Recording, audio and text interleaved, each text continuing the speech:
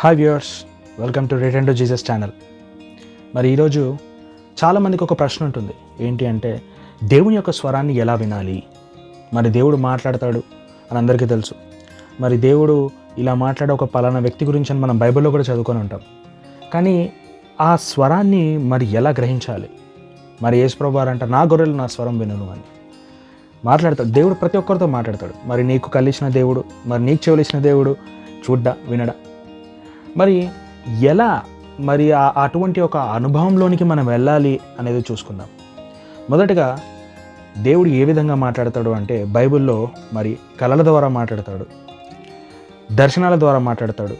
కళలు అంటే నువ్వు పడుకున్నప్పుడు వచ్చే దర్శనము అంటే మరి నువ్వు మేల్కొండంగా నీకు ఒక ఇమేజ్ అనేది కనబడడం, లేదా సడన్గా నీకు తలంపుల్లోంచి ఒక పిక్చర్ అనేది గుర్తుకు రావడము.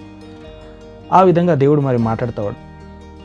ఇంకొకటి ఏంటంటే, ప్రవచనాల ద్వారా ఇతరులు ప్రవక్తలు మరి నీ మీద ప్రవచించినప్పుడు దేవుడు నీకు ఇలా చేస్తాడు అని చెప్పడము అదొకటి.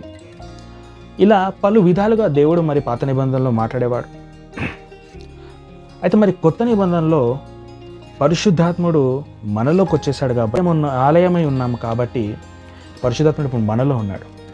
మరి మొదటి యోహానులో ఉంటుంది, ఆయన ద్వారా మనం పొంది ఉన్న అభిషేకము సమస్తమును మనకు బోధిస్తుంది అంట. అయితే ఎలా మరి ఈ యొక్క స్వరాన్ని మనము గ్రహించాలి? మరి కొన్నిసార్లు ఏంటి అంటే, మనకు కలలు రావా? వస్తాయి. మనకు తలంపులు రావా? వస్తాయి. కానీ అందులో ఏది దేవుని స్వరము, ఏది కాదు అని ఇక్కడ చాలామంది మరి కన్ఫ్యూజ్ అవుతూ ఉంటారు. ఈరోజు మీకు ఆ కన్ఫ్యూజన్ ఉండొచ్చు. ఉదాహరణకి మరి తేనె అనేది అందరికీ తెలుసు. మరి నీటినిచ్చి ఇది తేనె అంటే కాదు అని అంటాం, రైట్? అదేవిధంగా మరి ఏదైనా టానిక్ని ఇచ్చి మరి ఇది తేనెలాగే ఉంది కదా చూడు అని చెప్పి అంటే లేదు ఇది తేనె కాదు అని చెప్తాం. ఎందుకు అంటే, తేనె యొక్క రుచి అంటే ఏంటి అనేది మనము రుచి చూసాము, తెలుసుకున్నాము కాబట్టి. మరి అదేవిధంగా దేవుని యొక్క వాక్యాన్ని తేనెతో పోలుస్తారు.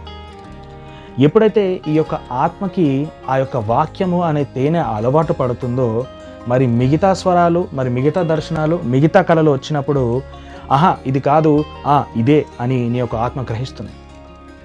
మరి ఈ అనుభవం ఎలా వస్తుంది అంటే, ఈ అనుభవం మరి ఈ యొక్క ప్రాణమును, ఈ యొక్క ఆత్మ అంటే దేవుని యొక్క స్వరం మనకు ఆత్మ ద్వారా వినిపిస్తుంది కాబట్టి, ఈ యొక్క దేవుని యొక్క ఆత్మస్వరము వినడం ఎలా, ఈ విభజన ఎలా జరుగుతుందంటే, మరి హెబ్రోలో ఒక మాట ఉంటుంది, దేవుని వాక్యం అంట రెండంచెలు గల ఖడ్గము ఆత్మలను విభజిస్తుందంట, మూలుగులోకి వెళ్తుందంట. అంటే ఉదాహరణకి అంటే ప్రాణము, నీ యొక్క శరీరము మరి ఒక స్వరం వినొచ్చు. ఆ స్వరము మరి నువ్వు ఇంతకుముందు చూసిన సినిమా అయి ఉండొచ్చు, లేదా ఎవరితో మాట్లాడినప్పుడు వచ్చిన ఆ తలంపు అయి ఉండొచ్చు. మరి ఇంకొకటి ఏంటి అంటే, మరి సాతాను కూడా స్వరాల ద్వారా మాట్లాడతాడు. మరి చాలామందికి కొన్ని స్వరాలు వినిపిస్తున్నాయి అని చెప్పి అనుకుంటారు కొంతమంది, డిప్రెసివ్ థాట్స్. మరి సాతాను కూడా మాట్లాడతాడు. అయితే ఎప్పుడైతే ఈ వాక్యాన్ని చదువుతూ ఉంటావో, ఈ యొక్క వాక్యం అనే తేనెకి నీ యొక్క ఆత్మ అలవాటు పడ్డప్పుడు, మరి అందులోంచి దేవుని వాక్యం వచ్చినప్పుడు ఈ వాక్యం అంట ప్రాణముని ఆత్మని విభజించి ఇది దేవుని స్వరము, ఇది మరి శరీర స్వరము, ఇది సాతాను స్వరము అని చెప్తుందంట. ఈ అనుభవంలోకి ఎలా వెళ్తామంటే, మరి ప్రతిరోజు మీరు బైబిల్ చదువుతున్నప్పుడు ఏం జరుగుతుందంటే, కొన్నిసార్లు మీరు బైబిల్ చదువుతున్నప్పుడు మరి కొత్తగా బైబిల్ చదివేవాళ్ళు, మంచిగా అనిపించింది, ఈరోజు బాగా అనిపించింది, నాకు కొంచెం ఆనందం అనిపించింది ఈరోజు ఆ వాక్యం ద్వారా అని కొంతమంది అంటారు.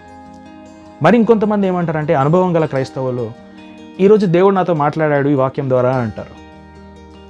సహోదరుడా సహోదరి, రెండు ఒకటే. మరి కొత్తగా బైబిల్ చదువుతున్న ఆ క్రైస్తవుడికి ఆ వాక్యము అనేది ఆత్మలో ఆనందం ఇస్తుంది అంటే అది దేవుడు అతనితో మాట్లాడుతున్నట్టే.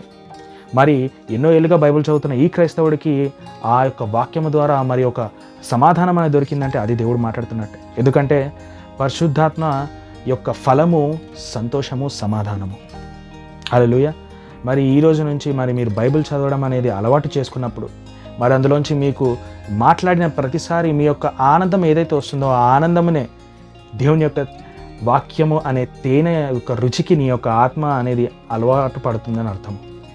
ఈ రోజు నుంచి ప్రతి ఒక్కరు ఆ యొక్క వాక్యము, ఆ యొక్క స్వరము అనే ఆ యొక్క అనుభవంలోనికి వెళ్ళి, మీరు దేవుని స్వరాన్ని విని మీ యొక్క సమస్యలకు పరిష్కారాన్ని తెచ్చుకొని మీరు ఆశీర్వదింపబడి ఇతరులకు కూడా మీరు ఆశీర్వదింపబడినట్లు యేసు నామమున ప్రార్థిస్తున్నాను. ఆమేన్. ప్రార్థించుకుందాం. తండ్రి, నజరేయుడైన యేసుక్రీస్తు నామమున ఈ యొక్క మరి మెసేజ్ని వింటున్న ప్రతి ఒక్కరు ప్రభు ఎవరైతే తప్పికొని ఉన్నారో నీ యొక్క స్వరాన్ని వినడానికి వాళ్ళందరి కొరకు ప్రార్థిస్తున్నాను దేవా. నజరేయుడైన యేసు క్రీస్తు నామమున దేవా ఇప్పుడే వారి యొక్క చెవులను ముట్టండి, వారి యొక్క ఆత్మను ముట్టండి దేవా. ఈ రోజు నుంచి వారి యొక్క మీ యొక్క దర్శనాలను, మీ యొక్క కళలను, మీ యొక్క స్వరాన్ని వినే, గ్రహించే, నడుచుకునే జ్ఞానమును వారికి దయచేసి, అలాగే వారి యొక్క పర్సనల్ సమస్యల్ని, అలాగే దేవా మరి ఇతరుల సమస్యలని కూడా పరిష్కరించగల జ్ఞానములోకి వాళ్ళు నడుచున్నట్లు, అలాగే నీ యొక్క స్వరాన్ని వింటూ ఈ యొక్క యాత్రలో నీ యొక్క పరిశుద్ధాత్మ సహవాసములో వాళ్ళు ఎదుగునట్లు నజరేయుడైన యేసుక్రీస్తు నామమున ఈ రోజు నుంచి వాళ్ళ పరిశుద్ధాత్మ సహాయంతో నడిచి నీ యొక్క వాక్యంలో ఎదుగునట్లు ప్రార్థిస్తున్నాను తండ్రి. ఆమేన్, ఆమేన్, ఆమేన్.